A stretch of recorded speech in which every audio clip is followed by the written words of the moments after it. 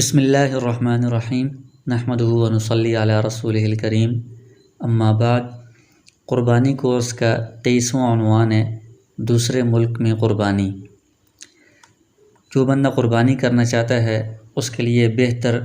अफजल तो ये है कि वो जहाँ पर भी है वहाँ पर वो ख़ुद जानवर ख़रीदे और कुछ दिन पहले ख़रीदे, उसको चारा वगैरह खिलाए, उसका इकराम करे, उसको अपने साथ मानूस करे और फिर उसको ज़बह करे। तो ये ख़ुद ज़बह करे, ये ज़्यादा बेहतर और अफजल तरीक़ा है, क्योंकि हदीस शरीफ में भी आया है, तिरमिज़ी की रिवायत है कि नबी करीम सल्लल्लाहु अलैहि वसल्लम ने अपने ख़ुद दस्ते मुबारक से 2 मेंढे ज़बह फरमाए। तो इसलिए बेहतर ये है कि ख़ुद ये सारे काम सर अंजाम देने चाहिए। लेकिन अगर किसी मजबूरी की वजह से बंदा ख़ुद नहीं कर सकता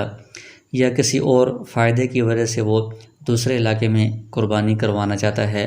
तो ये भी दुरुस्त है, दूसरे मुल्क में या दूसरे इलाके में क़ुरबानी करवाना ये जायज़ है। तो इस सूरत में अगर जिस बंदे की क़ुरबानी है वो एक मुल्क में है और जहाँ पर वो क़ुरबानी करवाना चाहता है, जानवर जहाँ पर ज़बह होगा वो दूसरा मुल्क है, तो इस क़ुरबानी के दुरुस्त होने के लिए ज़रूरी है कि दोनों जगहों पर जब जानवर की क़ुरबानी हो रही हो उस दिन दोनों जगहों पर ईद का दिन हो, यानी दोनों जगहों पर क़ुरबानी का दिन हो। तो एक जगह पर अगर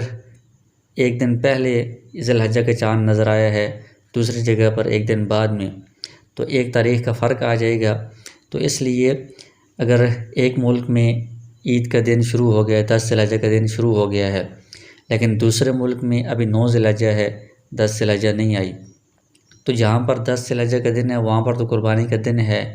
लेकिन जहाँ पर 9 ज़िलहज्जा है वहाँ पर क़ुरबानी का दिन नहीं है। लिहाजा इस दिन में क़ुरबानी ये दुरुस्त नहीं होगी। और जो उससे अगला दिन है, जिस दिन में एक मुल्क में 11 ज़िलहज्जा है, दूसरे मुल्क में 10 ज़िलहज्जा है,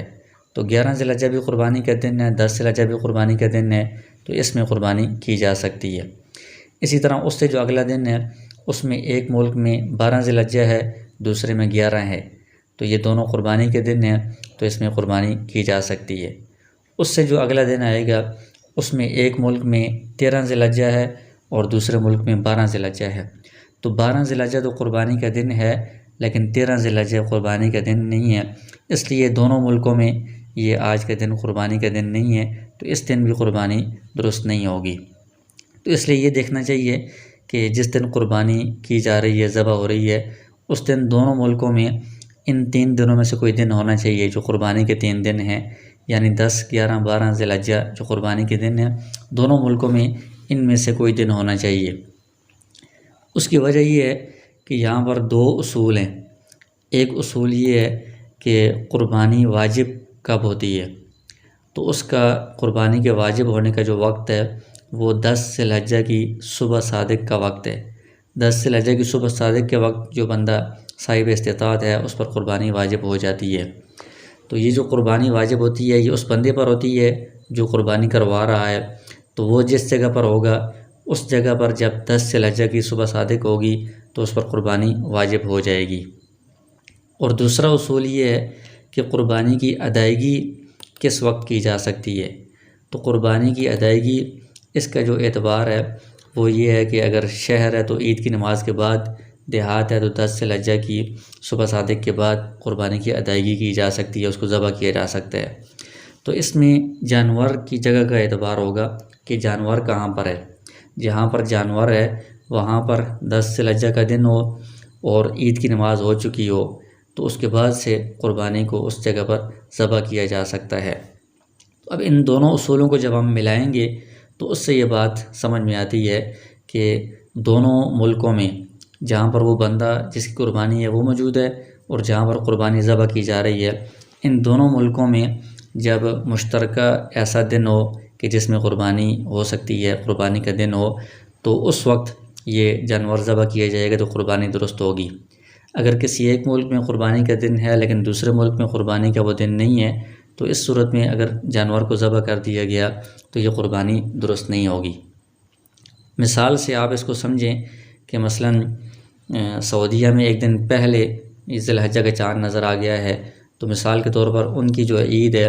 वो 20 जुलाई को है और पाकिस्तान की जो ईद है वो 21 जुलाई को है। तो सऊदीया में जो क़ुरबानी के दिन होंगे वो 20, 21, 22 जुलाई होंगे और पाकिस्तान में 21, 22, 23 जुलाई होंगे। तो अब इनमें जो 20 जुलाई का दिन है उसमें सऊदीया में तो ईद है, क़ुरबानी का दिन है, लेकिन पाकिस्तान में वो 9 ज़िलहज्जा है, क़ुरबानी का दिन नहीं है। लिहाजा